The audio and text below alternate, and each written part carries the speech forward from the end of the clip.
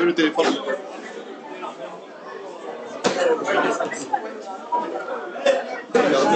Est-ce que chacun peut prendre place, s'il vous plaît, qu'on débute?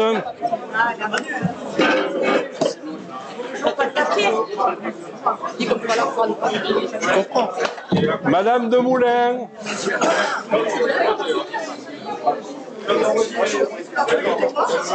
Thomas, à ta place. C'est avec quoi là?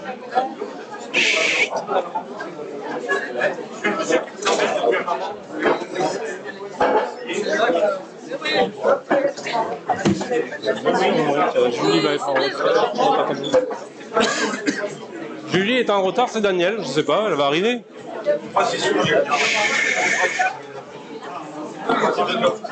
Deux secondes.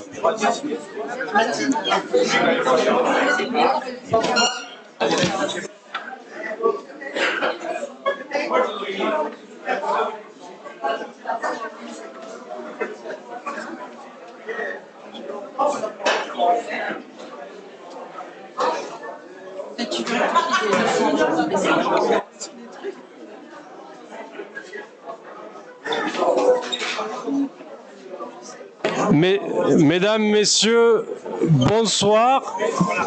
S'il vous plaît derrière, si on peut avoir juste un peu de silence, ça sera bien, merci.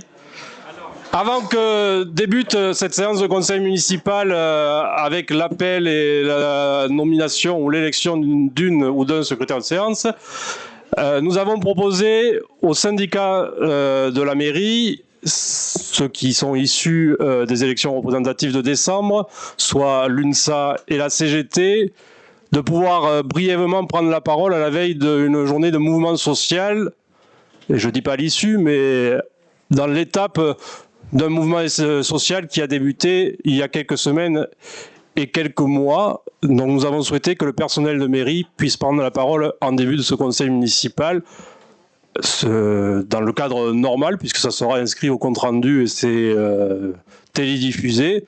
Et après, nous débuterons la séance conseil municipal traditionnel. Donc, je propose à David Lopez pour l'UNSA de débuter et la CGT suivra.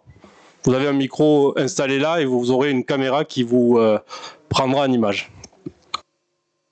J'appuie, c'est ça? Merci. Eh bien, bonsoir. Tout d'abord, merci de nous permettre de nous exprimer dans cette assemblée sur ce projet de loi de la réforme des retraites. Avant de démarrer sur cette réforme, pour celles et ceux qui ne nous connaissent pas, je souhaite faire une rapide présentation de notre organisation syndicale UNSA, Union nationale des syndicats autonomes. Notre syndicat local, créé en 2014, dont certains membres du bureau sont présents ici ce soir, est devenu, depuis les dernières élections professionnelles d'il y a 3 mois, le syndicat majoritaire. Il est un syndicat de terrain, au contact des agents. Il a pour mission la défense des intérêts moraux et financiers des agents de la mairie et du CCRS.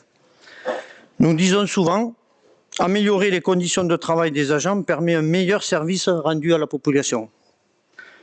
Nous sommes et resterons une équipe qui a toujours été source de propositions pour notre collectivité.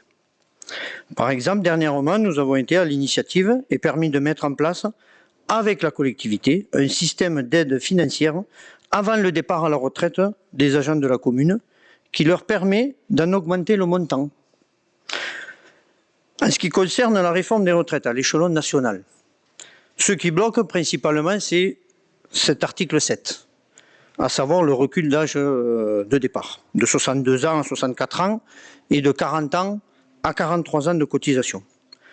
Donc la solution proposée par le gouvernement est de travailler plus longtemps pour financer ce régime par répartition. Mais n'y avait-il pas d'autres solutions à proposer, d'autres pistes à explorer?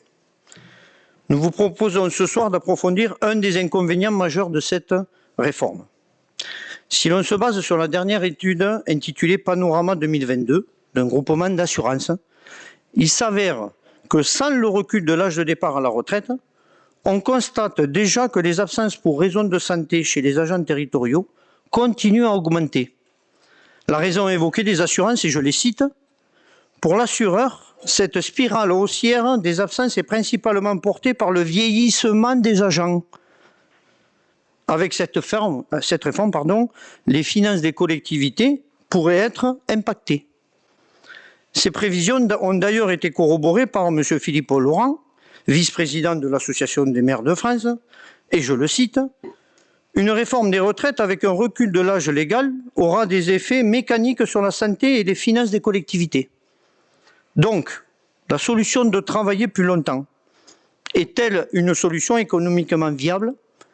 Socialement et humainement est-elle une solution juste? Nous ne le pensons pas. Et c'est pour cette raison que nous appelons à manifester demain. Un regroupement est organisé mardi 7 mars, départ 9h30 devant la pharmacie de Carrefour à Pézenas pour celles et ceux qui le souhaitent. J'ai une remarque à faire, personnelle. Le syndicat redevient pour moi un point de ralliement. Et je trouve cela très bien et à la fois normal. Avant de terminer, 5 minutes, vous m'avez dit. Avant de terminer, nous souhaitons prendre l'exemple de notre collectivité que nous connaissons bien. L'âge moyen des agents est de 48 ans.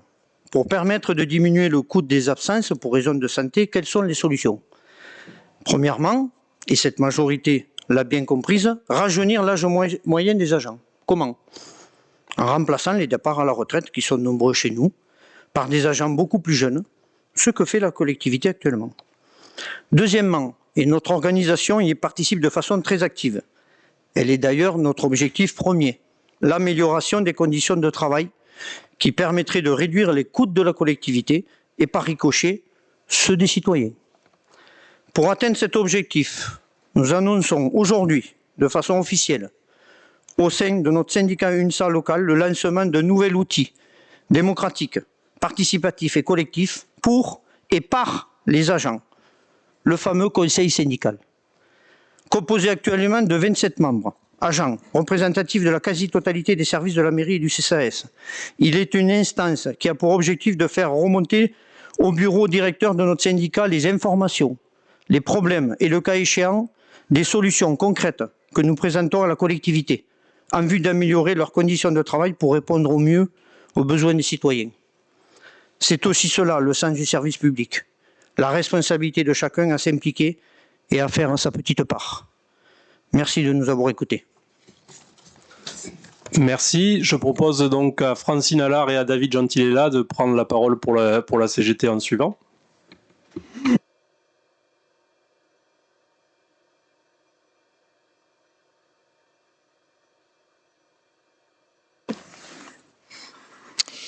Mesdames, Messieurs les membres du Conseil municipal, chers citoyennes et chers citoyens, Monsieur le maire, je vous remercie de l'opportunité de pouvoir exprimer la position de la CGT concernant la énième tentative de réforme des retraites. Cette réforme va frapper l'ensemble des travailleuses et des travailleurs, du public comme du privé, plus cruellement celles et ceux qui ont commencé à travailler tôt, et les précaires qui exercent des métiers pénibles. Elle va aussi renforcer les inégalités femmes-hommes. Son objectif est de poursuivre une casse de notre contrat social, notamment le système de sécurité sociale établi en 1945. Elle nous interroge sur notre futur, sur la solidarité ou pas de ce futur et sur nos choix de société. Monsieur le maire, nous vous proposons de nous rencontrer dans les prochains jours pour enclencher rapidement des initiatives locales visant à renforcer cette mobilisation, comme des banderoles sur le fronton de la mairie, la fermeture symbolique de la mairie, l'organisation de débats publics, la diffusion de films au cinéma Molière suivis de débats, comme évoquait notre camarade de la FSU, Jérôme Ivora. Localement, nous avons organisé des actions et d'autres sont prévues dans le cadre de ce conflit social national. Pour préparer les journées de mobilisation intersyndicale les 7 et 8 mars prochains 2023 contre la réforme des retraites, et pour la défense des droits des femmes. Nous avons distribué des tracts aux agents de la collectivité et à la population, notamment samedi dernier lors du marché de Pézenas. Mes camarades de la CGT organisent en ce moment devant la Maison du Peuple un rassemblement où vous êtes invités à signer une pétition contre la réforme et échanger autour d'un verre de l'amitié. Demain, 7 mars, alors nous avons donné rendez-vous à l'ensemble des membres et sympathisants de la CGT. Nous sommes mis d'accord avec d'autres syndicats, pas avec l'UNSA, sur un rassemblement cours nord de l'Amérique à 9h30 pour un départ à la Bourse du Travail, départ de la manifestation à Béziers, à 11h. Mercredi 8 mars, la CGT appelle l'ensemble de la population à s'inscrire dans les actions prévues sur le département pour la défense des droits des femmes. Je laisse la parole à Francine. Bonsoir. Il semblait plus approprié qu'une femme intervienne concernant cette journée toute particulière du 8 mars. Je vais modestement tenter de le faire. Car en effet, le 8 mars, ce n'est pas la journée de la femme, comme cela est souvent banalisé, mais bien la poursuite de combats commencés dès 1911 avec plus d'1 million de femmes dans les rues en Europe et aux États-Unis. Elles manifestaient alors pour défendre leurs droits face aux inégalités de leurs conditions de travail, mais aussi de leurs conditions de femmes. En France, le gouvernement, avec cette réforme des retraites, s'attaque de nouveau tout particulièrement aux femmes. Les mensonges gouvernementaux n'ont pas tenu longtemps, comme la promesse d'une pension minimale de 1 200 € qui ne concerne que les carrières complètes. 40% des femmes ont des carrières hachées, des temps partiels. 20% d'entre elles seront obligées de travailler jusqu'à 67 ans pour ne pas subir de décote, soit 5 ans de plus qu'actuellement. Avec en plus une inégalité salariale, comme vous le savez, dès le départ de presque 30% par rapport aux hommes. Le 8 mars 2020 a été la dernière manifestation avant l'enterrement de la réforme des retraites à points. Alors oui, au cœur de la lutte contre cette réforme, le 8 mars est l'occasion de mettre sur le devant de la scène la situation et les revendications des femmes, l'occasion d'amplifier la mobilisation. Le 7 et le 8 mars, faisons-nous entendre pour nos droits, pour nos parents, nos enfants, nos petits-enfants. Ensemble, tous ensemble, nous gagnerons. Rendez-vous demain à 9h30. Merci.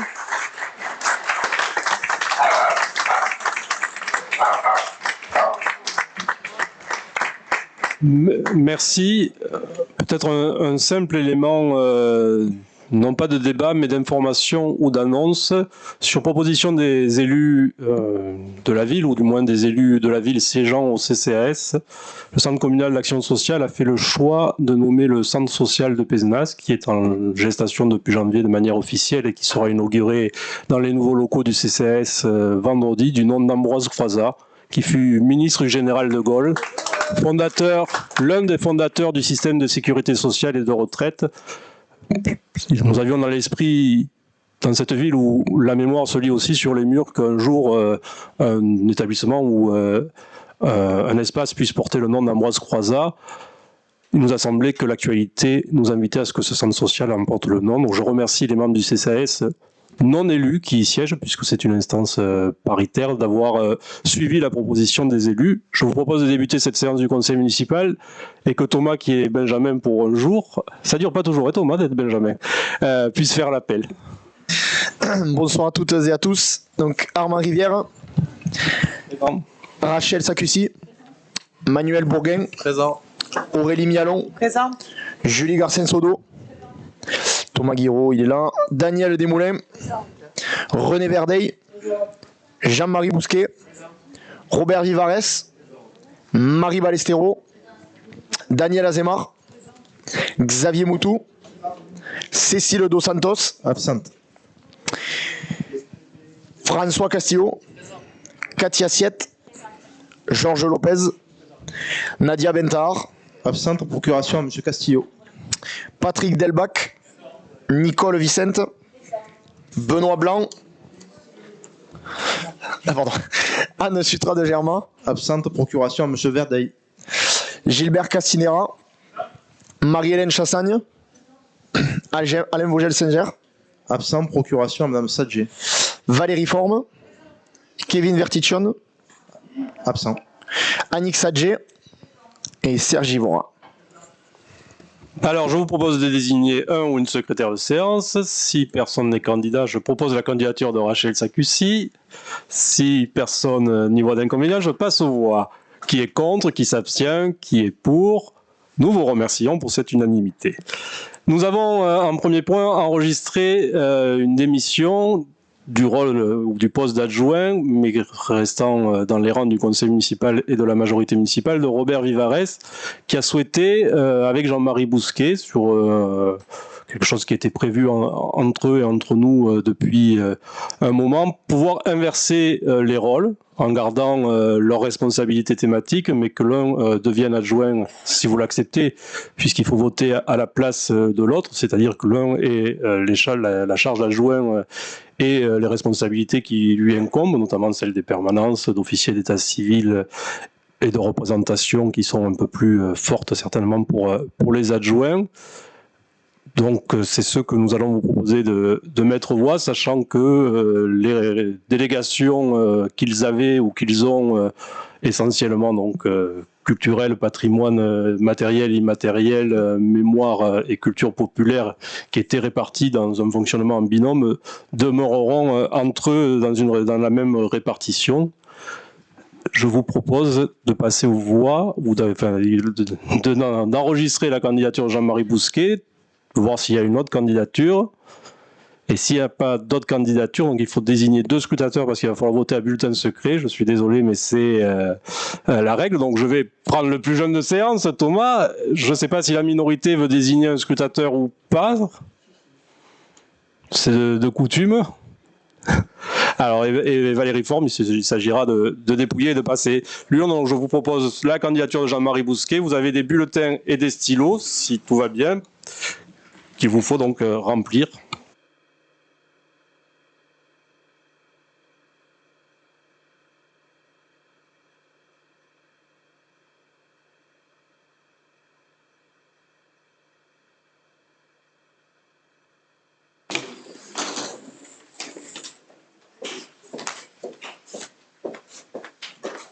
Toujours l'équipe 80.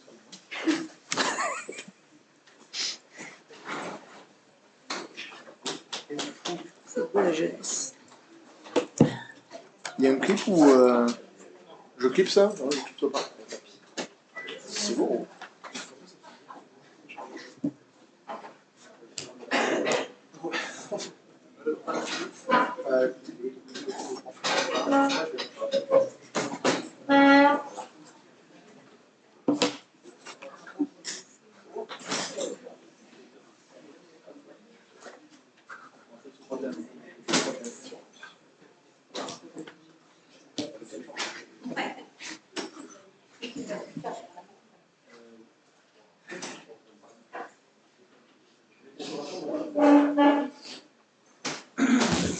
Précision utile, les procurations peuvent voter 2 fois.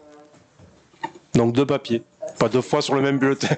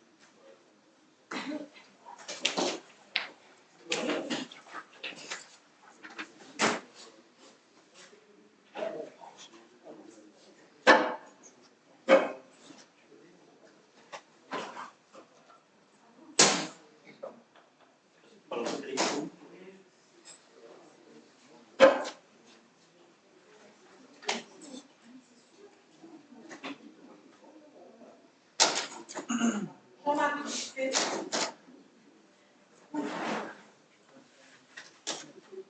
Jean-Marie Bousquet. Jean-Marie Bousquet. Jean-Marie Bousquet. Jean-Marie Bousquet. Jean-Marie Bousquet. Jean-Marie Bousquet. Bousquet Jean-Marie. Jean-Marie Bousquet. Jean-Marie Bousquet. Jean-Marie Bousquet. Jean-Marie Bousquet. Jean-Marie Bousquet. Jean-Marie Bousquet. Bousquet. Jean-Marie Bousquet. Jean-Marie Bousquet. Jean-Marie Bousquet. Jean-Marie Bousquet. Jean-Marie Bousquet. Jean-Marie Bousquet. Jean-Marie Bousquet. Jean-Marie Bousquet. Jean-Marie Bousquet. Bousquet. Jean-Marie Bousquet. Jean-Marie Bousquet.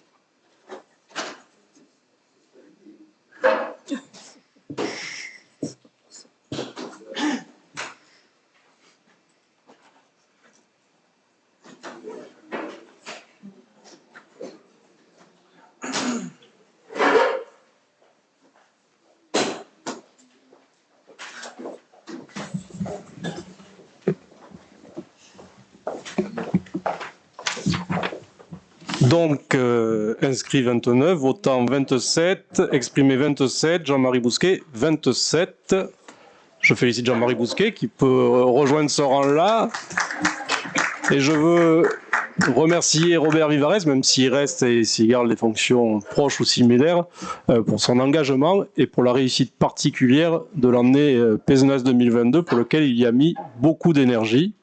Et j'associe quand même dans ces remerciements l'ensemble des élus, parce que chacun s'y est engagé, mais aussi les services municipaux, pour qui ça a été une année particulière, tant pour le service culture évidemment, mais également pour les autres services, parce que on le voit pas, on le voit peut-être, mais on l'estime peut-être pas tout le temps. C'est aussi un grand moment d'implication pour les services supports que peuvent être la police municipale ou le service communication ou les ateliers municipaux qui, dans ces moments-là, ont une grande implication et un grand engagement.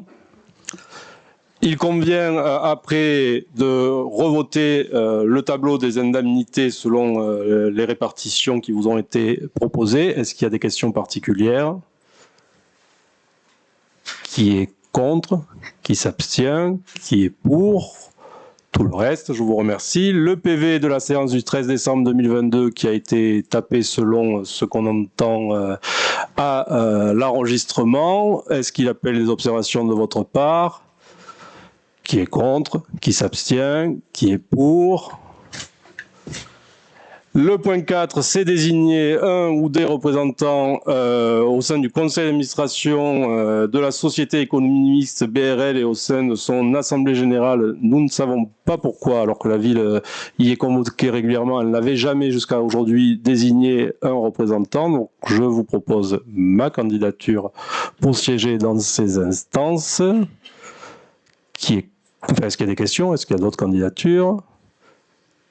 Qui est contre? Qui s'abstient? Qui est pour l'ensemble? Je vous remercie. Je passe la parole à Rachel Sakussi pour une convention désormais habituelle avec la Fondation 30 millions d'amis. Merci Monsieur le maire. Bonsoir à tous.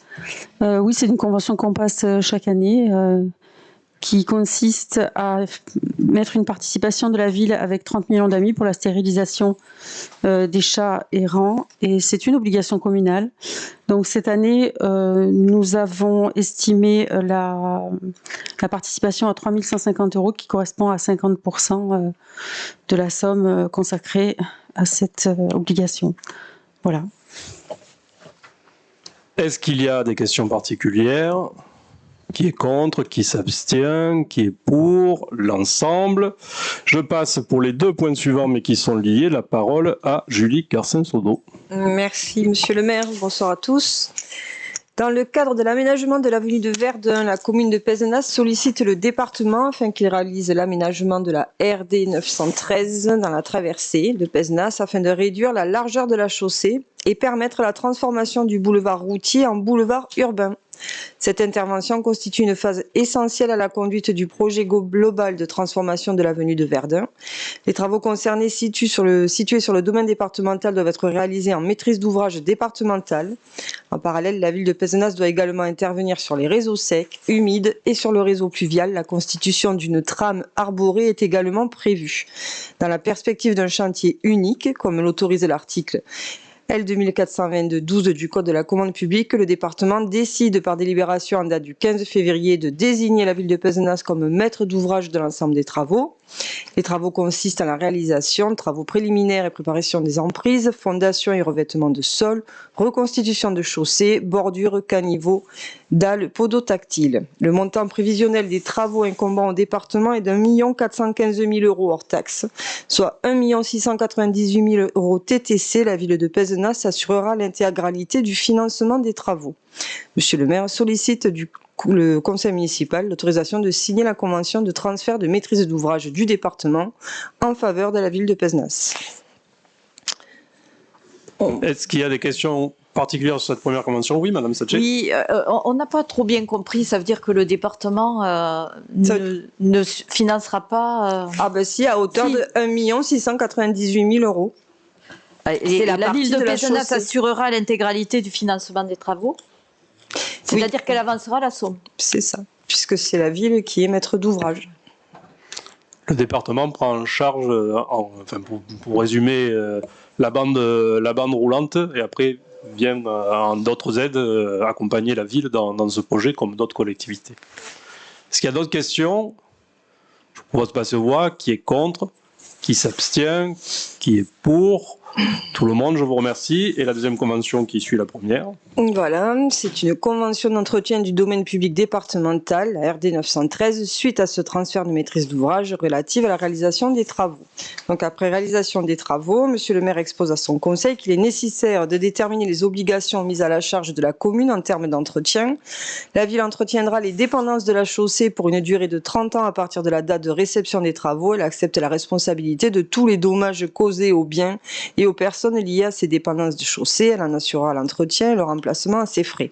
La ville s'engage à rappeler aux entreprises et aux occupants du domaine public leurs obligations et responsabilités auxquelles ils sont tenus dans le cadre de la présente convention. Elle assurera pécuniairement les responsabilités qui lui incombent. Elle n'entravera pas l'action du département dans l'exercice des missions d'amélioration du réseau viaire. Par délibération en date du 15 février, le conseil départemental a acté ce transfert. Monsieur le maire sollicite le conseil l'autorisation de signer la convention d'entretien avec le département pour la RD 913 dans sa section réaménagée. Qui a des questions particulières? Je passe aux voix. Qui est contre? Qui s'abstient? Qui est pour? Donc tout le monde, je vous remercie. Le point 8 est une convention de mise à disposition de terrain avec l'établissement public local d'enseignement et de formation professionnelle agricole Montpellier Orbe Hérault et le lycée d'enseignement professionnel agricole à la Condamine pour les parcelles AP 212, 214, 206, 209, 204, 216, 218, 21, 220 et 222 de 3 hectares 60 ar, 12 CA. Je crois que tout est dit. Est-ce qu'il y a des questions particulières pour permettre à la Condamine de faire des travaux et d'emménager, ou d'entretenir nos terrains? Je passe aux voix. Qui est contre? Qui s'abstient? Qui est pour? Tout le monde. Et je passe la parole à Thomas Guiraud. Tout à fait. Donc le point 9 concerne donc la convention de partenariat 2023 avec l'association Léo Lagrange pour l'organisation de formation BAFA. Donc c'est quelque chose qu'on a déjà vu les années précédentes. Donc après rencontre et bilan des actions de l'année 2022 et suite à une volonté réelle de poursuivre un partenariat entre Léo Lagrange Méditerranée et la ville de Pézenas, une convention définissant les modalités de partenariat pour la mise en place de formation d'animateurs a été approuvée lors du conseil municipal du 7 novembre 2022. Donc deux modifications devant être apportées à la convention initiale. Monsieur le maire soumet au conseil une nouvelle version de la convention modifiée de la manière suivante. Dans un premier temps, donc, les dates des vacances scolaires n'étant pas disponibles en novembre, il est proposé d'organiser la formation d'approfondissement, donc le 30 octobre jusqu'au 4 novembre 2023.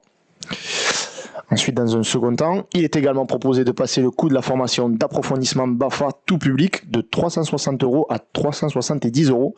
Cette modification est due à l'augmentation du coût d'organisation de la formation pour le partenaire Léo Lagrange. Donc, Monsieur le maire demande donc au Conseil d'approuver la nouvelle version de la convention de partenariat 2023 avec l'association Léo Lagrange Méditerranée et de l'autoriser à la signer.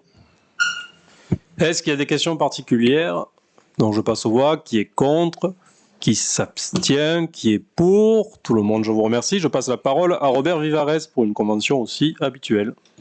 Merci Monsieur le maire, bonsoir à toutes et à tous. Cette convention concerne le syndicat du terroir de Pézenas et le théâtre de Pézenas pour la saison culturelle.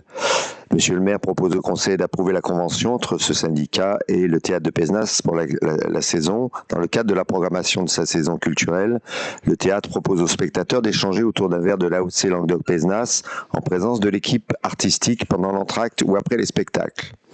Le syndicat du terroir s'engage à prendre à sa charge 6 € TTC par bouteille débouchée, stocker une centaine de verres Inao avec 3 casiers plastiques au théâtre et approvisionner le théâtre en cas de casse, fournir un kakémono au théâtre, transmettre également au théâtre la liste des vignerons inscrits par soirée et communiquer leurs coordonnées. La ville de Pézenas, de son côté, s'engage à prendre également à sa charge 6 € TTC par bouteille débouchée, utiliser lors de chaque soirée les verres livrés par le syndicat pour la dégustation des vignerons, mettre en valeur le kakémono fourni par le syndicat dans le lieu de dégustation, indiquer le partenariat avec le syndicat dans ses éléments de communication et dans ses discours précédant les représentations, le cas échéant, en plus de citer le nom du domaine AOC Languedoc-Pézenas présenté ce jour-là. Contacter les vignerons inscrits pour les spectacles afin d'organiser leur venue au théâtre, leur installation dans le lieu de dégustation et offrir 2 invitations à ces vignerons à la représentation le soir de leur présence. La convention de partenariat est valable sur la durée de la saison culturelle 22-23 du théâtre de Pézenas, renouvelable par tacite reconduction. Monsieur le maire sollicite du conseil l'autorisation de signer la convention susmentionnée. Merci. Est-ce qu'il y a des questions particulières? Je passe aux voix. Qui est contre? Qui s'abstient? Qui est pour? Le reste, toujours Robert Vivarès, ce coup-ci pour une convention entre la CCI et la ville. Oui, monsieur le maire sollicite du conseil municipal l'autorisation de signer une convention de partenariat avec la CCI de l'Hérault ayant pour objet de définir les modalités de soutien que la CCI Hérault apporte à la mairie dans le cadre de la visite du consul du Japon 2022 et du vernissage de l'exposition Le Japon à Pézenas et dans le cadre de la dynamisation des liens économiques et culturels.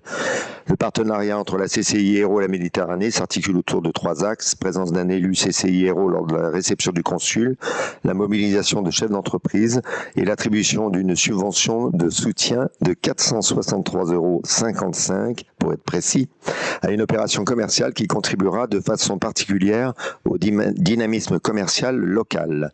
Monsieur le maire donc invite le conseil municipal à délibérer sur la convention susmentionnée.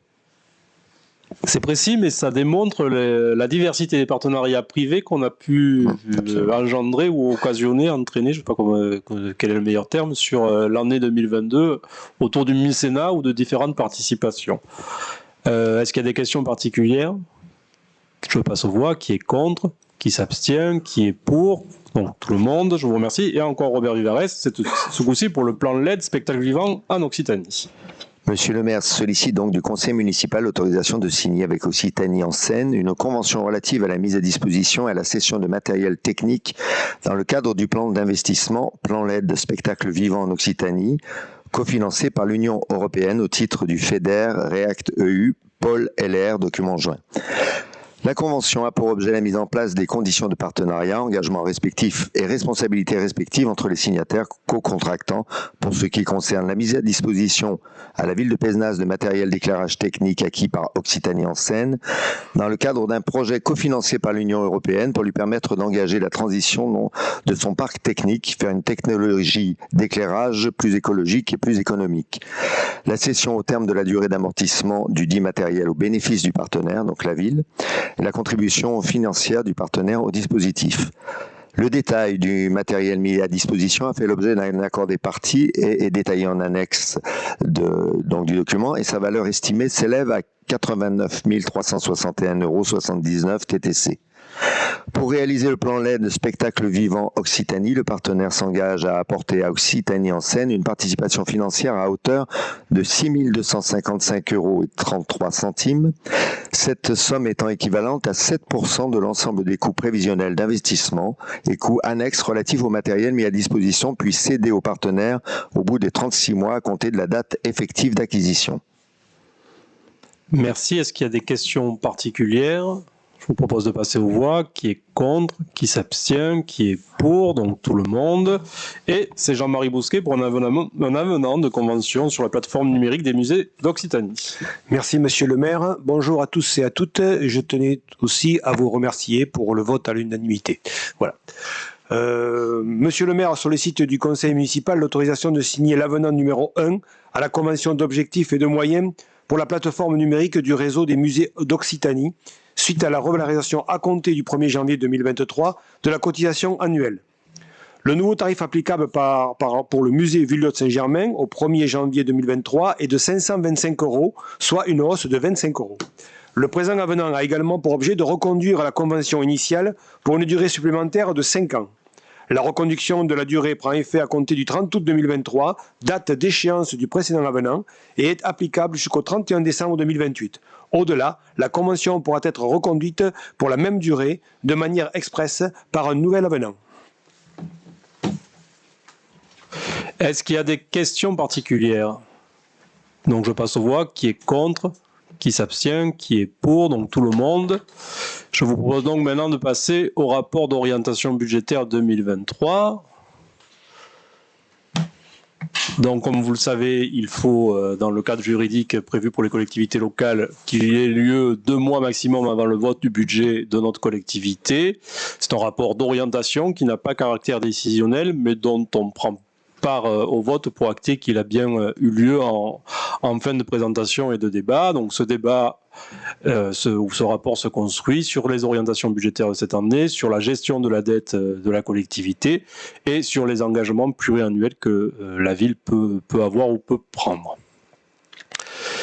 La loi de finances de 2023, donc actée au niveau national, une augmentation de la dotation forfaitaire des collectivités de 320 millions d'euros, la suppression de la cotisation sur la valeur ajoutée des entreprises remplacée par une fraction de TVA, donc ça concerne les intercommunalités, un coefficient de revalorisation forfaitaire des bases fiscales à 7,1%, la création d'un fonds vert en soutien des investissements de transition écologique des collectivités, un amortisseur électricité visant à atténuer la hausse des coûts énergétiques.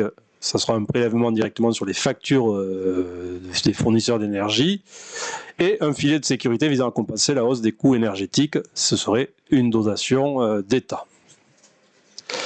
Donc les grandes masses financières de la ville entre 2019 et 2022, on peut principalement observer, mais nous l'avons vu aux différents comptes administratifs, au budget dont nous avons pu débattre ici, que les recettes de fonctionnement à ce jour augmentent plus rapidement que les dépenses de fonctionnement, ce qui est plus confortable pour notre budget évidemment que l'inverse, même si les marges restent étroites.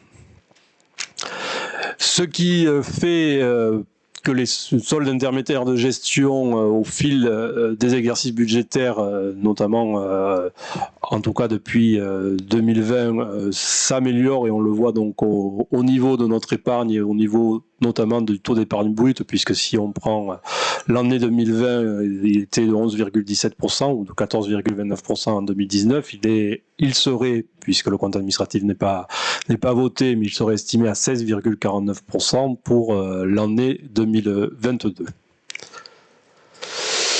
Donc l'État, on le disait, a mis en place un filet de sécurité en 2022 qui est reconduit en 2023, qui viserait à couvrir une partie des frais liés à la fois à la revalorisation du point d'indice et à l'augmentation des prix de l'énergie en 2022. Il y avait des critères d'éligibilité réservés aux collectivités territoriales, dont celui de la baisse de l'épargne brute qui serait supérieure à 25% des collectivités. Il se trouve, et c'est peut-être cruel, que les efforts financiers qu'a fait la ville depuis 2020, et notamment entre 2021 et 2022, l'exclut du filet de sécurité pour l'année 2022, puisque, on l'a vu, son épargne ne s'est pas dégradée, mais s'est améliorée, notamment dans le choix de ne pas emprunter, dans le choix d'aller chercher des partenaires financiers et des subventions. Donc, nous n'avons pas pu obtenir le filet de sécurité pour l'année 2022.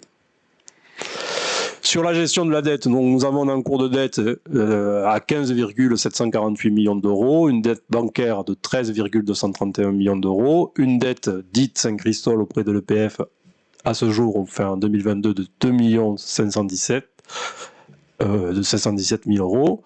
Cette dette est plutôt sécurisée puisque 77% de l'encours de notre dette est à taux fixe. Elle représente 1 599 euros par habitant, dont plus que la moyenne des communes de la même strate qui est à 775 euros par habitant. Pour autant, notre capacité d'endettement, nous le disions, avec les efforts faits, diminue d'exercice en exercice, puisqu'elle était à 11,36 en née en 2020, à 9,5 en née en 2021. Elle serait désormais, lorsque nous voterons le compte administratif, à 7,3 en née pour l'année 2022. Un recours à l'emprunt d'1 million d'euros en taux fixe en 2022, des négociations d'emprunt pour l'année à venir en 2023 ou pour les années à venir, notamment un emprunt auprès de la Banque Postale qui serait à 2,76% en taux fixe et une négociation en cours avec la Banque des Territoires pour 2,8 millions d'euros destiné à financer principalement l'avenue de Verdun, qui à ce jour est sur un taux variable adossé au livret A plus 0,6%. À savoir que cet emprunt-là n'est pas signé, il y a une proposition que nous sommes en train, vous l'avez vu encore, de passer des actes administratifs sur l'avenue de Verdun, y compris aussi des actes plus techniques pour évaluer précisément les coûts du chantier, puisqu'il y a eu certains aléas et que nous sommes toujours en attente des réponses de subvention. Donc ce n'est pas forcément l'emprunt que nous réaliserons, ne sera pas forcément de 2,8 millions d'euros, et surtout nous ne nous interdisons pas de consulter ou de continuer à consulter d'autres banques pour pouvoir essayer d'obtenir des taux plus intéressants pour cet emprunt-là. Entre 2019 et 2022, la commune s'est désendettée de 3,23 469 000 euros. Pour les orientations donc budgétaires 2023, nous avions fixé certaines lignes que nous continuons à maintenir pour cette année. C'était des lignes fixées en début de mandat et dans les premiers débats d'orientation budgétaire. Donc la stabilité des taux de la fiscalité locale. Il n'y aura pas d'augmentation des taux des impôts communaux en 2023. Une maîtrise de nos coûts de fonctionnement pour améliorer notre capacité d'autofinancement et donc minimiser notre recours à l'emprunt. Pour cette année, un recours au financement bancaire d'un montant de 2 millions d'euros. La poursuite d'un plan pluriannuel d'investissement pour essayer de favoriser la co-construction et le cofinancement des projets et aller rechercher des subventions donc en amont de nos projets, de leur inscription sur nos lignes budgétaires, et la recherche de financement extérieur, donc qui soit public, des institutions partenaires ou privées dans différentes opérations ou différents partenariats qui ne sont pas uniquement financiers. Nos recettes de fonctionnement, elles se situeraient à 12 792 000 euros. Vous les voyez réparties avec essentiellement, évidemment, un apport des impôts et taxes et des dotations, puis suivent les produits des services. Les dépenses de fonctionnement, elles, seraient estimées à 12 138 000 euros. Les charges de personnel étant au-delà de 6 500 000 euros, les charges à caractère général au-delà de 3 millions d'euros, les autres charges au-delà de 2 millions, et des charges financières à 482 000 euros. La complexité du montage du budget 2023, avant de parler de l'inflation, ça a été une diminution prévue ou estimée de nos recettes. Une qui est liée à la baisse continue de la population qui fait que la DGF en est automatiquement impactée ou les augmentations que nous aurions pu espérer ne sont pas au rendez-vous puisqu'elle est basée sur la population. La fin de mise à disposition d'agents à la communauté d'agglomération dans le cas du transfert de l'eau et de l'assainissement au fur et à mesure où ces agents partent de notre collectivité, évidemment cette mise à disposition s'achève.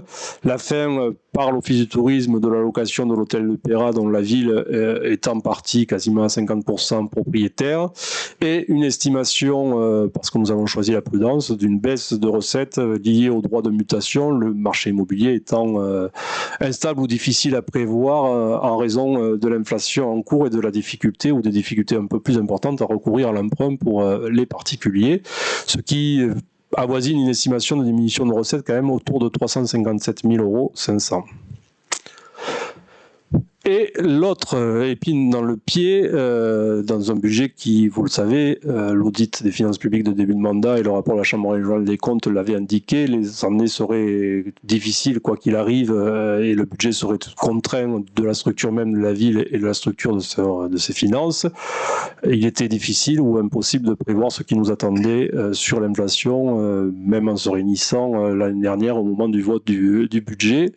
Aujourd'hui, selon des estimations qui valent ce qu'elles valent à l'instant présent, certaines sont sûres, d'autres peuvent encore évoluer.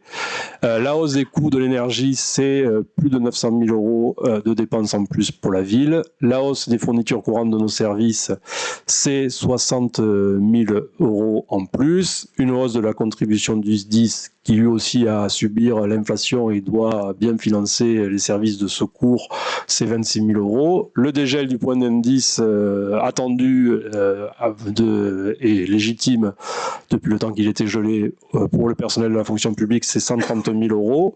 Une hausse des frais financiers puisque certains de nos emprunts, même si l'essentiel des emprunts étaient sur des taux fixes, d'autres étaient sur des taux variables, donc nous subissons là l'inflation et donc la hausse des frais liés à ces parties d'emprunt sur des taux variables 100 000 €, ce qui fait que pour construire le budget, il fallait déjà trouver 1 216 000 € de recettes de fonctionnement ou de dépenses de fonctionnement supplémentaires, sachant que les différentes mesures annoncées par l'État, soit une progression de la DGF dont nous avons évoqué tout à l'heure, ou la revalorisation des bases, c'est 300 000 € de recettes pour le budget communal, c'est pas 1 216 000 €. Donc la construction budgétaire a été, vous l'entendrez, compliquée.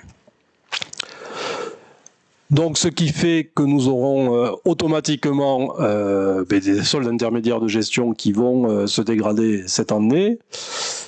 Alors, est-ce qu'il faut se réjouir que du coup on ait accès au filet de sécurité? Je le crois pas, même si nous aurions espéré y avoir droit en 2022 et pas que les bons élèves soient oubliés, parce que nous pensons fortement que si il faut ou si nous souhaitons que l'investissement public, qui demeure quand même un investissement important dans l'économie nationale, soit maintenu, il faut que les aides aux collectivités locales soient au rendez-vous, parce que ce que nous vivons à notre échelle de communes de 8 000 habitants, l'ensemble de nos partenaires collectivités locales, agglo, régions, départements, le vivent aussi et ont des difficultés automatiquement cette année. Donc c'est aussi, je ne sais pas si on peut parler de théorie du ruissellement parce que c'est connoté, mais un ruissellement qui ne peut pas avoir lieu, en tout cas des aides qui seront plus difficiles à obtenir.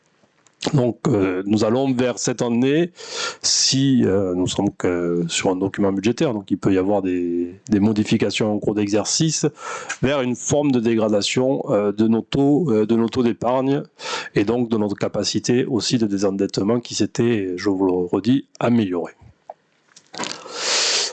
Pour autant, sur le fonctionnement de la collectivité et sur les choix que nous avons faits depuis le début du mandat, nous avons estimé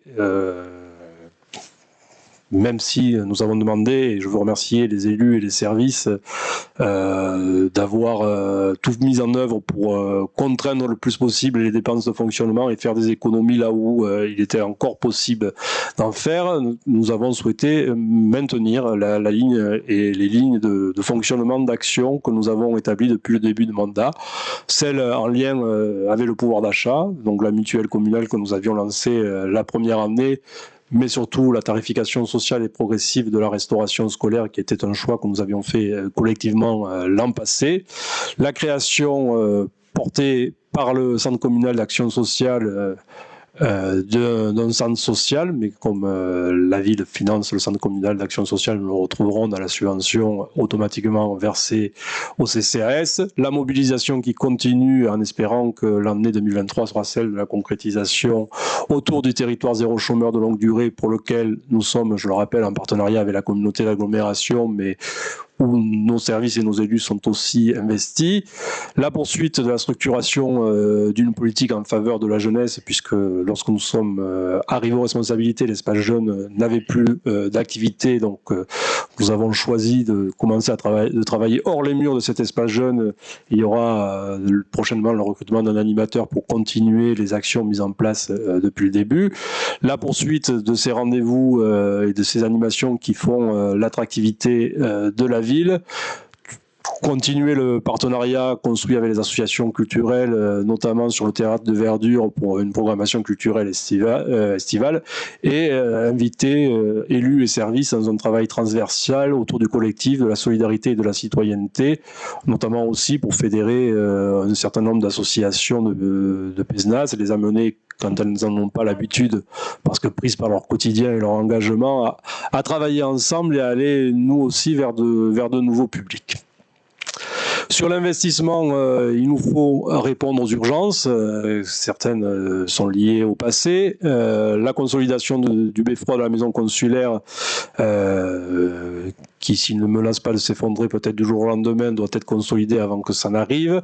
L'étude du remplacement de la passerelle qui enjambe la Peigne depuis le Pré-Saint-Jean pour permettre aux personnes habitant au calcaire haute.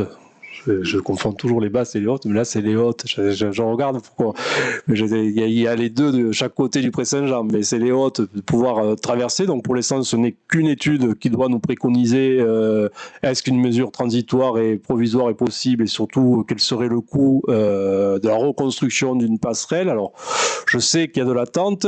Je sais que par le passé lointain, on a pu construire une pente qui descend directement dans le ruisseau. Mais depuis, il y a la loi sur l'eau, il y a la GEMAPI, il y a le secteur sauvegardé, il y a l'espace classé du Pré-Saint-Jean. Donc on ne peut pas décider comme ça du jour au lendemain de faire un ouvrage soit qui enjambe ou soit qui rentre dans le lit d'une rivière. Donc dans la mission, déjà les services ont travaillé avec ceux du CAUE pour que le cahier des charges soit le plus précis et le plus juste possible, afin de trouver, je l'espère rapidement, le cabinet ou la personne qui fera cette étude. Dans la mission, nous avons aussi demandé qu'il y ait une solution ou l'imagination d'une solution provisoire, le chiffrage, pour voir ce qui serait le plus opportun de faire rapidement ou le plus rapidement possible, mais il faudra là aussi trouver les financements. La réfection de la toiture de la salle de boxe, qui bien que assez moderne, a quelques défaillances et sur lequel pour l'instant la décennale n'est pas activable, mais il faut le faire pour pas que la salle se dégrade. Une réfection partielle de la toiture de la cité administrative, parce que là aussi il y a des endroits qui sont compliqués, qui risquent de se dégrader. Le remplacement de panneaux de basket dans les gymnases, parce que là aussi nous avons commandé une étude sur leur solidité et il se trouve qu'il faut rapidement les remplacer, donc nous n'avons pas le choix. La sécurisation de rambardes de balcons au centre de loisirs Cassel-Sec, parce que là aussi l'État fait qu'il faut au moins apporter une sécurisation et une consolidation provisoire. L'étanchéité de la médiathèque, dont le bâtiment nous appartient toujours, et qui là aussi est à faire en urgence avant que les dégâts ne soient plus grands que ceux qu'ils ont été jusqu'à présent. Réparer la ville, améliorer le quotidien. Donc il y a sur 2 exercices, celui-là et le prochain, des enrobés à faire sur l'impasse Perrière, qui est la poursuite de lotissement dans le quartier des Pompiers. Le remplacement d'une borne conséquente rue Anatole France, mais à ce jour le dispositif existant dégradé ne permet pas de piétoniser de manière sécure la rue Anatole France lorsque nous le faisons soit pour le marché, soit pour des animations estivales. Une adaptation de trottoir place de marché 3-6 pour faciliter la circulation des personnes à mobilité réduite et éviter qu'elles traversent terrasses de café. Bon, des provisions de travaux de voirie, ça c'est classique, mais nous avons tout fait pour maintenir la ligne le plus haut possible. Le réaménagement de l'avenue François Curé, où la part de la ville consistera à une mise à sens unique de l'avenue, la reprise de trottoirs dans les endroits où ils sont le plus dégradés et la réalisation d'une bande cyclable, sachant que la ville intervient, mais que la communauté d'agglomération prendra à sa charge évidemment les réseaux d'eau et l'assainissement, et le département prendra à sa charge la bande roulante. Donc les travaux seront plus conséquents que ça. In fine, nous réunirons les riverains au cours du mois de mars et ils devraient débuter en avril et se finir à l'été. Le chantier sera quand même important. Agir sur le cadre de vie, donc on veut garder des enveloppes liées à la végétalisation de la ville, celles initiées autour du passe vert et permis de végétaliser au début de mandat, et ajouter en complément des arbres que nous pouvons régulièrement planter avec le concours du département, ajouter une enveloppe où nous pouvons planter davantage en ville ou dans les quartiers de la ville. La rénovation de la fontaine de la Marianne, parce que l'étanchéité n'est plus au rendez-vous, donc là aussi par souci d'économie d'eau, il faut passer par une rénovation de plus grande ampleur que celle que nous pouvons faire en interne. L'équipement de nos armoires d'éclairage public, parce qu'à ce jour, dans le cadre du partenariat public-privé, lorsque nous voulons moduler l'extinction de nuit ou l'éclairage de nuit, cela est payant, donc il faut qu'on s'autonomise dans cette gestion-là pour pouvoir le faire, j'ai pas envie de, peut-être pas à l'envie, mais pouvoir l'adapter à la vie de la ville sans qu'il y ait une dépense de fonctionnement à la clé qui serait supérieure, une fois multipliée par le nombre d'interventions, aux 36 000 euros que nous avons budgétés. Des brise-soleil à l'école Jacques Prévert, c'est une dernière tranche, mais il faut là aussi le faire pour le confort des élèves et des enseignants dans les mois chauds. Une provision pour l'apaisement de la ville qui vient compléter celle du mobilier urbain, c'est-à-dire de pouvoir là aussi faire des tracés, de l'installation de panneaux pour améliorer la circulation, la signalisation et le déplacement en ville. Une provision sur l'entretien des bâtiments, parce que vous le savez, notre patrimoine étant vieillissant, il y a souvent des interventions d'urgence à faire, et la poursuite de travaux dans les établissements scolaires à hauteur de 61 000 euros. S'engager pour la jeunesse, je vous le disais, donc l'invitation que nous faisons, enfin, ou l'action que nous menons avec le service jeunesse, c'est plutôt d'aller hors ces murs et d'aller vers les jeunes qui fréquentent Pézenas. Je ne dis pas que les jeunes piscinois, parce qu'avec 4000 scolaires tous les jours, la jeunesse de Pézenas, elle n'habite pas forcément Pézenas. Donc c'est l'idée de pouvoir installer un point d'accueil au niveau du parc des sports. La réalisation d'un pump track, là aussi c'est un projet qui est, je crois, attendu, mais qui a été relevé par le conseil municipal des enfants. La poursuite de l'étude d'un éventuel transfert du stade Battal au niveau du camp hôtel, donc il y a besoin d'investigations supplémentaires pour pouvoir acter ou non ce projet. Une étude des aménagements extérieurs des parcs des sports, c'est la concrétisation de l'étude qu'on a engagée l'an passé. Là aussi, au fil des années, le parc des sports est notamment très utilisé évidemment par les scolaires, mais a vu de nombreux équipements se rajouter au fur et à mesure, que ce soit les agrès de sport en plein air, que ce soit les terrains de football, les city-stades, je cherchais le terme. La piscine est aussi maintenant rénovée et amène de nouveaux éléments. Il y a des moments où les usagers sont divers, donc il y a besoin de réfléchir dans l'utilisation optimale de ce parc des sports et comment gagner et optimiser au mieux les espaces, comment aussi certainement y amener de la verdure et de la désimperméabilisation. Donc il y avait besoin, et l'étude est en cours, de mener cette étude pour pouvoir agir le plus juste possible.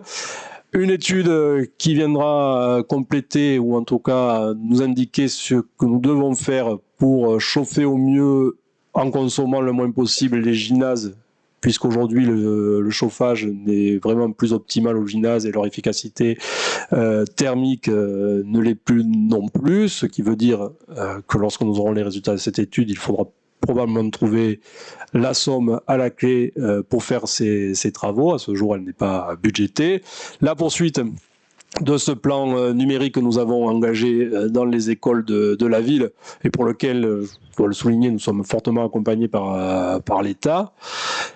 Et des travaux, donc je le disais, dans les établissements scolaires ou dans les locaux de restauration scolaire et également au château de Castelsec pour sécuriser et entretenir nos équipements. Déployer des nouvelles mobilités, donc le projet phare, non pas que de 2023, mais des 3 ans qui arrivent et du mandat, c'est cette réflexion de l'avenue de Verdun en véritable boulevard urbain. Sur les budgets annexes, la volonté de réaliser des parkings périphériques, donc un avenue Tastavin-Llopis, l'autre le long de la voie ferrée depuis le parking actuel des Amandiers en direction de Kaunas. C'est au total près ou plus de 500 places qui vont être réalisées, pas toutes certainement en 2023 parce que le chantier de l'avenue Verdun aussi contraindra une partie des places que nous devons faire au long de la voie ferrée. Mais la volonté, c'est que ces parkings périphériques permettent de désengorger le cœur de ville et permettent de trouver à des usagers de Pézenas ou à des riverains de ces quartiers-là ou à des personnes qui peuvent laisser leur voiture et cheminer à pied jusqu'à la ville toute la journée ou dans des temps forts aussi culturels, sportifs ou de dimanche de brocante, qu'on ait une capacité de stationnement qui vienne désengorger tant la circulation que le stationnement en cœur de ville pour pouvoir repenser aussi le stationnement en cœur de ville et la place laissée aux riverains. Le pôle d'échange multimodal au fronton, pour lequel, je vous le rappelle, nous avions été retenus sur un appel à projet dans lequel nous devrons lancer des études certainement sur cette année 2023. D'autres projets qui peut-être, alors pour certains impactent le budget communal, je pense à la maison consulaire, parce que certainement s'il y a la rénovation urgente du Beffroi, il y a d'autres tranches prévues pour rénover l'intégralité de la maison consulaire, qui est un phare patrimonial de notre commune à plus d'un titre, tant pour l'image qu'elle laisse dans nos esprits, que pour les métiers d'art, la maison des métiers d'art qu'elle abrite, et donc ça serait aussi libérer de nouveaux espaces dans cette maison consulaire-là, notamment qui pourraient être liés ou attribuer là aussi à la dynamique des métiers d'art. C'est cette salle des États du Languedoc qui pourrait retrouver, ou en tout cas en partie retrouver sa splendeur initiale, ou en tout cas on y retrouverait la splendeur initiale, c'est peut-être exagéré parce que on n'en récupérera que des parties, mais qui pourrait redevenir un lieu ouvert au public et fermant de l'attractivité pour notre commune. C'est une réflexion que nous conduisons avec la communauté d'agglomération sur l'économie culturelle, sur un incubateur d'entreprises liées à la culture et qui pourrait être adossé à un projet de maison de la chanson francophone. C'est une réflexion aussi supplémentaire que nous conduisons toujours avec la communauté d'agglomération Hérault-Méditerranée sur la nécessité de dégager, de créer dans cette ville une nouvelle zone d'activité économique. Alors je précise, c'est pas précisé sur le port-en-ponte, mais non commercial. L'idée, ce n'est pas une grande surface commerciale, mais c'est bien de pouvoir libérer, créer des terrains pour soit nos artisans qui souhaitent se développer, soit des entreprises qui souhaitent s'installer à Pézenas, à proximité de l'autoroute ou des axes routiers, autoroutiers que nous avons et qui aujourd'hui ne le trouvent pas faute de foncier disponible. C'est un travail que nous menons depuis le début du mandat, qui j'espère se concrétisera, mais dont nous utilisons toujours le conditionnel, pour qu'un centre thermoludique puisse intégrer le futur quartier Saint-Christol et participer à sa réorientation. Voilà rapidement brossé les orientations budgétaires de 2023 qui vous ont été adressées dans un rapport évidemment bien plus détaillé et que nous reverrons à la fin du mois en budget. Est-ce que cela appelle des observations de votre part ? Oui, bonsoir à tous. Alors, nous remercions les services pour la rédaction de ce rapport d'orientation budgétaire 2023. Il s'agit d'un rapport classique qui n'est pas du niveau d'un ROB. Il s'appuie pourtant sur une bonne santé financière. Mais il reste très contraint. On ne voit pas d'investissement lourd, si ce n'est l'avenue de Verdun, projet amorcé par l'équipe du mandat précédent. Au risque de nous répéter d'une année sur l'autre, il y a dans ce rapport un manque de vision à long terme. Votre politique, si elle conduit à un désendettement, n'est pas productrice de richesse. Il n'y a pas de dynamique économique, juste un déroulé de travaux d'entretien de la ville. Et c'est la vie d'une collectivité que de faire un entretien régulier. Pour conclure, nous nous abstiendrons lors du vote concernant ce rapport d'orientation budgétaire et nous préférons réserver nos appréciations lors de la présentation du budget primitif 2023. Merci pour ces remarques. Il est vrai que vous aviez été plus élogieuse au moment du vote du compte administratif. Vous aviez noté et voté d'ailleurs à l'unanimité les efforts que notre collectivité avait fait et que notre équipe faisait pour redresser la barre. Effectivement, vous parlez du passé et de des graines que vous avez semées par le passé et qui écloraient aujourd'hui. Ces graines-là, c'est le non-entretien des bâtiments, Madame Sadger. 650 000 € rien que dans ce budget pour répondre à l'urgence. Effectivement, j'aurais aimé ne pas avoir à fermer la passerelle de Payne en urgence en début de mandat parce que personne n'était allé contrôler sa vétusté pendant 25 ans. Alors vous n'étiez pas, Madame Sadger, aux affaires pendant 25 ans, vous l'étiez 6 ans, mais aux affaires aux finances. Et quand on voit l'audit livré en début de mandat, le rapport de la Chambre régionale des Côtes, effectivement la situation est contrainte, mais elle n'est pas contrainte que par l'inflation, mais par le lourd passif que vous avez laissé à cette mairie, par défaut d'entretien des bâtiments, que nous sommes aujourd'hui, des bâtiments et des équipements, que nous sommes aujourd'hui contraints de mener, parfois dans l'urgence, et nous mettrons bien cet argent ailleurs. Quant à la création d'économies, il est dommage qu'au moment où ça soit passé, mais je ne sais pas si vous étiez dans les rangs de la minorité à ce moment-là, vous ayez voté contre l'installation des agriculteurs à l'Oribel, parce que là, nous avons concrètement, cette année, si la Fondation Terre de Liens mène son projet au bout, un véritable projet économique créateur de richesses et d'emplois dans cette ville qui va se déboucher en 2023. Alors bon, j'ai quand même mentionné qu'il y avait une bonne santé financière qui aurait pu vous permettre d'aller peut-être plus loin justement dans ce ROB. Bon, enfin, si vous dites, j'ai effectivement voté, j'ai effectivement noté au CA qu'il y avait une bonne santé financière et c'est la vérité. J'aurais aimé avoir la même, c'est vrai aussi. Après...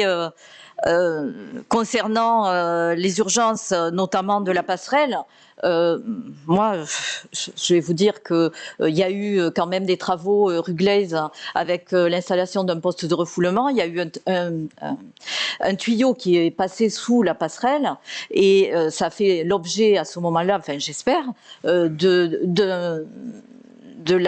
l'avis d'un bureau de sécurité, la PAV notamment. Voilà, donc moi, comme vous l'a dit l'an dernier, Monsieur Vogel, nous ne sommes pas techniciens ni ingénieurs. Pour le beffroi et les bâtiments, je suppose que vous n'êtes pas monté à l'échelle pour aller voir l'état du beffroi, et je m'y vois pas non plus, mais tout simplement, c'est aux services peut-être qui vous ont alerté de l'état du beffroi. Voilà, tout simplement. Ben, Je crois que des urgences, nous en avons eu aussi. Et chaque année, vous le savez très bien, c'est un budget qui est contraint. Hein, et que ce qui ne nous permet pas de faire face à toutes les urgences, et vous le verrez au fil de votre mandat, et peut-être des prochains, c'est très difficile de faire face à toutes les urgences avec un petit budget. Je pense que... Oui, effectivement, je ne suis pas technicien, mais on se soucie quand même de l'état des bâtiments. C'est bien pour ça que nous avons commandé un certain nombre d'audits et d'études en arrivant en début de mandat. Hein. Je me souviens le débat un peu animé quand nous avons choisi de commander une mission sur le patrimoine de la ville et quelques photos que nous avions attribuées. Enfin, nous rentrons quand même dans certaines salles ou certains locaux communaux et nous voyons leur état.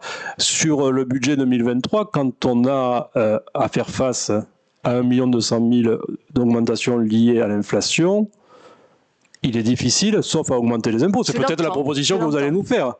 Est-ce qu'il faut augmenter les taux de la fiscalité communale? Nous sommes partis du principe, d'abord, il faut le dire comme il faut le dire, ils étaient déjà très hauts. Donc si on les augmente encore plus, on atteindra de tristes records dans le département de l'Hérault.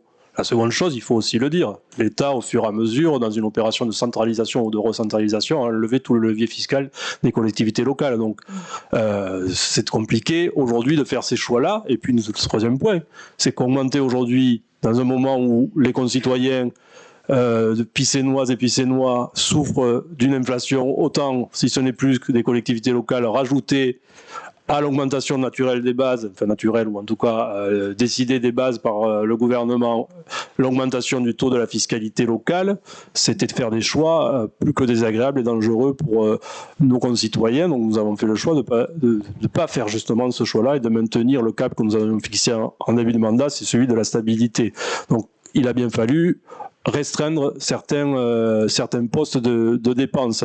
Ensuite, oui, nous avions fait campagne en disant qu'un euro dépensé devait être un euro utile pour les Picénoises et les Picénois. Il nous semble qu'aujourd'hui, l'entretien du parc de bâtiments, d'équipements de la commune fait partie des projets utiles à mener pour les Picénoises ou les Picénois. Sinon, nous aurons demain, sur certains endroits, des catastrophes. Quand moi, on me donne un rapport sur la passerelle de Payne me disant fermer du jour au lendemain, sinon il peut y avoir une catastrophe. Je pense que c'est utile aujourd'hui de mettre 70 000 euros dans ce budget plutôt qu'ailleurs ou sur des projets plus ambitieux sur cette passerelle-là.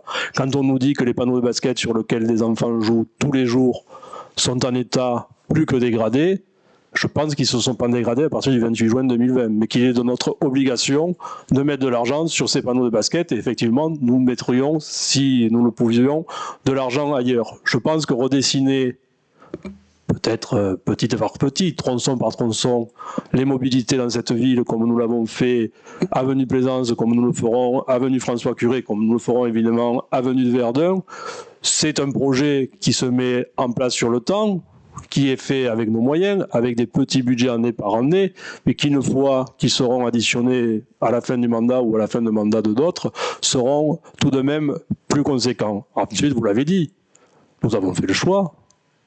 Et je crois que ce choix est important pour la ville et pour son développement, que l'axe principal de Pézenas, soit l'avenue de Verdun, ne ressemble plus à ce champ de mine, excusez-moi de l'expression, surtout quand on parle de Verdun, ça serait déplacé, qu'est l'avenue de Verdun. Aujourd'hui, c'est tout, sauf une avenue commerçante, sauf une entrée de ville, conséquence ou constructive ou attractive pour notre ville. Donc oui, porter sur ce projet-là, un projet qui avoisinera les 8 ou 9 millions d'euros quand tous les partenaires sont autour de la table et ont fait leurs travaux, je crois que c'est pas manquer d'ambition pour la commune. Après, effectivement, il y a des dossiers qui prennent plus de temps. Je pense au thermoludisme, je pense au travail autour de l'économie culturelle, sur lequel nous n'avions pas forcément trouvé des choses dans les cartons et qui pourtant font partie des graines qui ont été semées en 2022 et qui, elles, pourront être récoltées, je l'espère, avant la fin du mandat, si nous passons les étapes que nous avons à franchir. Moi, là, j'y vois de l'ambition et de l'ambition valeur ajoutée pour la ville, plus que paillettes et annonces qui avaient été faites jusqu'à présent ou les mandats précédents et qui jamais ont été réalisées. Il est vrai qu'on n'est pas dans l'effet d'annonce et qu'on essaye de concrétiser petit à petit. On peut nous le reprocher, on peut dire que des fois, ça manque de lignées ou d'explications, mais je préfère les faiseux aux taiseux. Je crois que c'est ça l'expression du président du conseil départemental, donc on va essayer de faire et de continuer à faire le mieux possible pour avoir répondu à l'objectif que nous étions fixés et que nous avons présenté aux Picénoises et aux Picénois. C'est d'abord de réparer la ville parce qu'elle a été fortement dégradée quand nous sommes arrivés. J'entends ce que vous avez dit. Vous faites face à l'urgence, comme nous avons dû nous aussi faire face à l'urgence. Et Monsieur Vogel, en son temps, il y a 25 ans, a dû certainement faire face aussi à des urgences. Bon, c'est pas pour autant qu'il l'a rappelé sans arrêt au cours des conseils. Il a assumé. Voilà. Après. Il n'y a rien de plus à rajouter. Concernant quand même les travaux sur l'avenue de Verdun, qui commenceront, si j'ai bien compris, début juillet. Ils commenceront septembre 2023. Vous avez annoncé le deuxième semestre. Oui, donc ce semestre c'est 6 mois, donc deuxième semestre, septembre 2023, on y est. Alors je précise, ils commenceront. Nous avons encore des sondages parce que sur le réseau pluvial, nous avions des chiffrages annoncés qui étaient très importants, qui le demeurent. Donc, il y a peut-être l'espoir de les faire diminuer. Donc, il y a encore quelques étapes à franchir.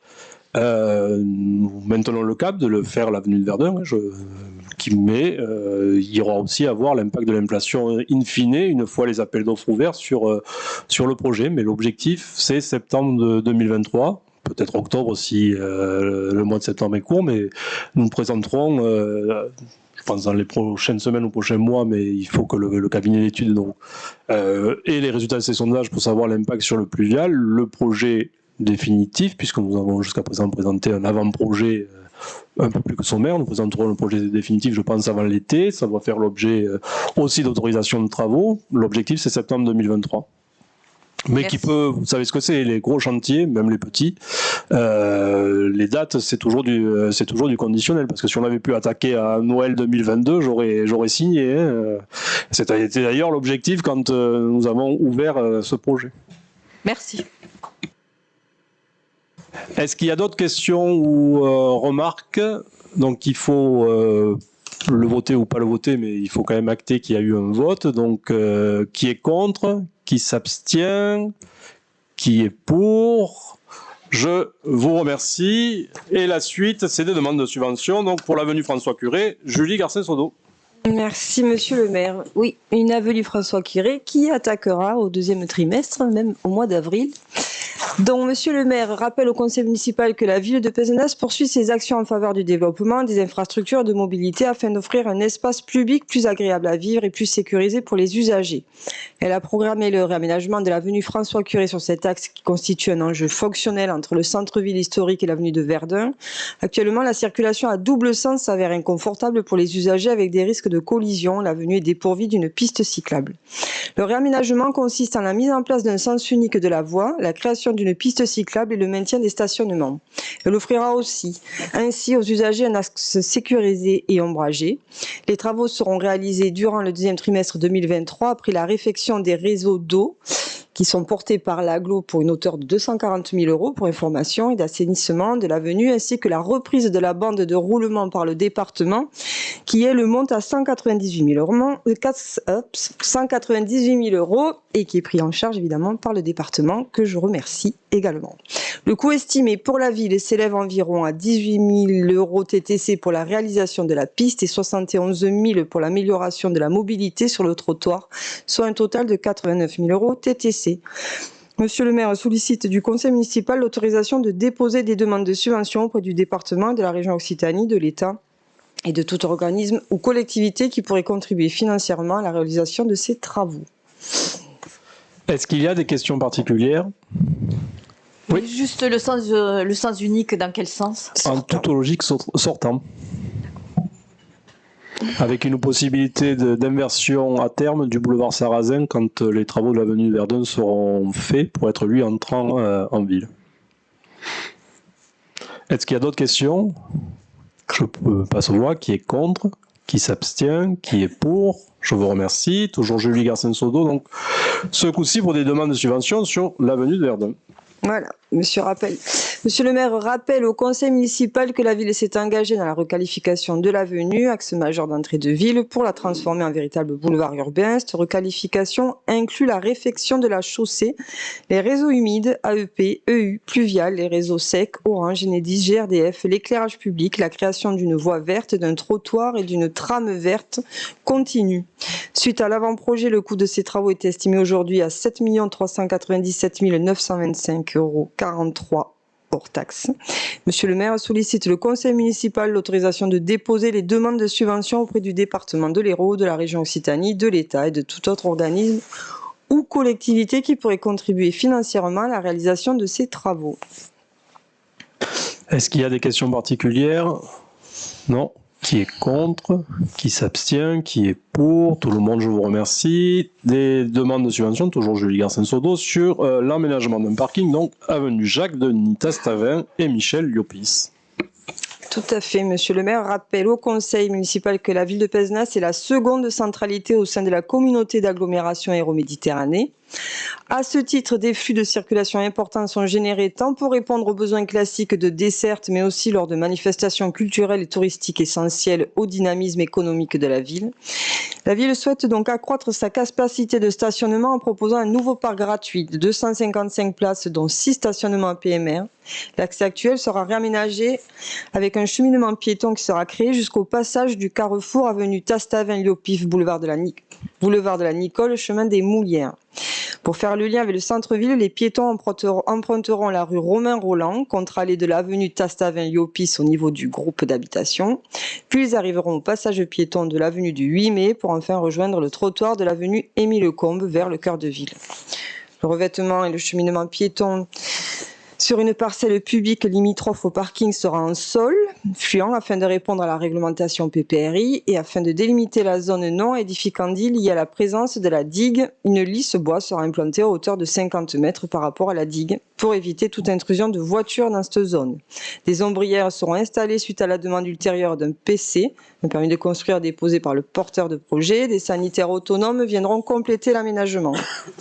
Des panneaux de zone inondable seront installés en entrée de parking, pour stipuler que l'équipement ne pourra être utilisé lors d'alertes météo. Une barrière interdisant des véhicules de gros gabarits sera installée à l'entrée sur toute la largeur. Le coût prévisionnel de cette opération s'élève à environ 350 000 € hors taxes. Monsieur le maire sollicite du Conseil l'autorisation de déposer des demandes de subvention auprès du département de l'Hérault, de la région Occitanie, de l'État et de tout autre organisme ou collectivité.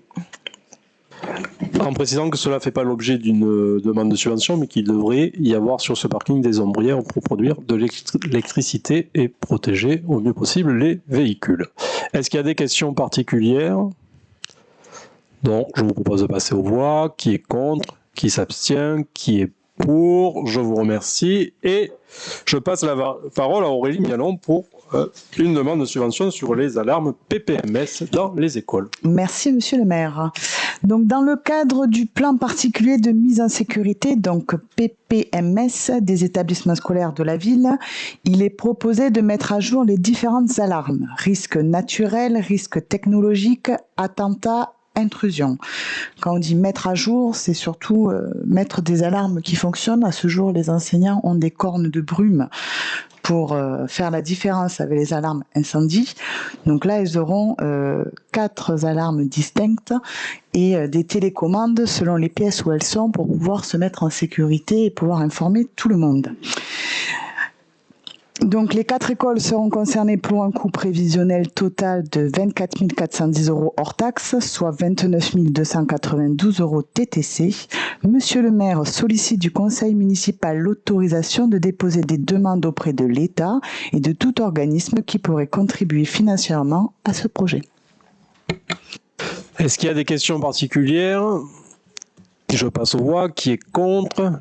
Qui s'abstient? Qui est pour? Tout le monde, je vous remercie. Et je propose à Jean-Marie Bousquet de nous parler de l'adhésion de la ville à la Fondation du patrimoine pour 2023. Merci, monsieur le maire. Monsieur le maire rappelle au conseil municipal que la Fondation du patrimoine a pour vocation de promouvoir la sauvegarde et la valorisation du patrimoine de proximité public et privé, par le biais d'un dispositif d'aide financière, en collaboration avec les collectivités locales et les services de l'État, et propose que la commune y adhère en 2023. Cette fondation apporte son soutien au projet de restauration du patrimoine des collectivités au travers des différentes interventions, participation au financement des travaux, mobilisation autour du mécénat et actions de sensibilisation à la sauvegarde du patrimoine auprès de la population. L'adhésion à la Fondation du patrimoine permet à la collectivité de bénéficier d'une aide financière et technique, ainsi que des réseaux de mécènes qui la composent.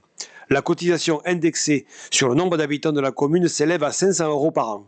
Monsieur le maire sollicite donc le Conseil l'autorisation d'adhérer à la Fondation du patrimoine pour l'année 2023 et de procéder au renouvellement d'adhésion en tant que de besoin.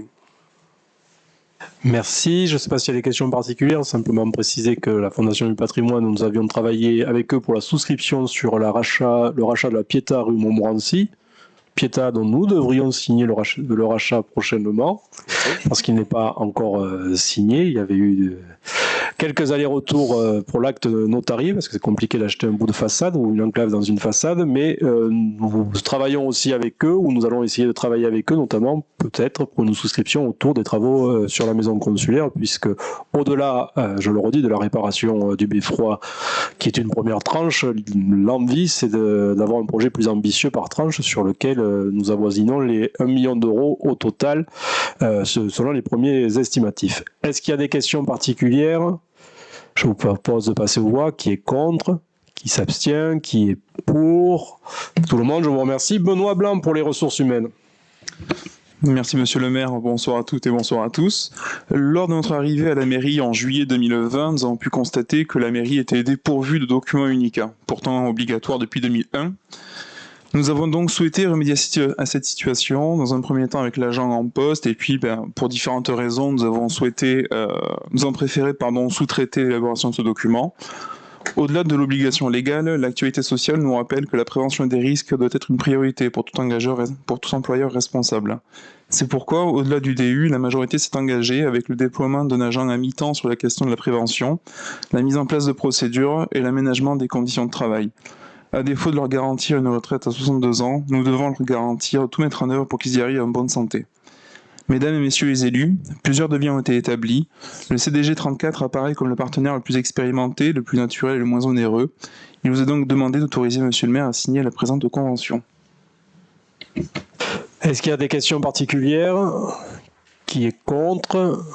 Qui s'abstient? Qui est pour? Je vous remercie. Donc vous avez reçu les comptes rendus de décision hors commande publique et commande publique et celui sur les conventions de mécénat qui se poursuivent, même si l'année 2022 est passée, certaines sont des queues de comète, si on peut parler comme ça, de l'année 2022, mais d'autres sont pour l'année 2023 et pour des projets de 2023. Est-ce qu'ils appellent des questions particulières de votre part? Est-ce qu'il y a des questions diverses? Non. Eh bien, je vous souhaite une bonne soirée.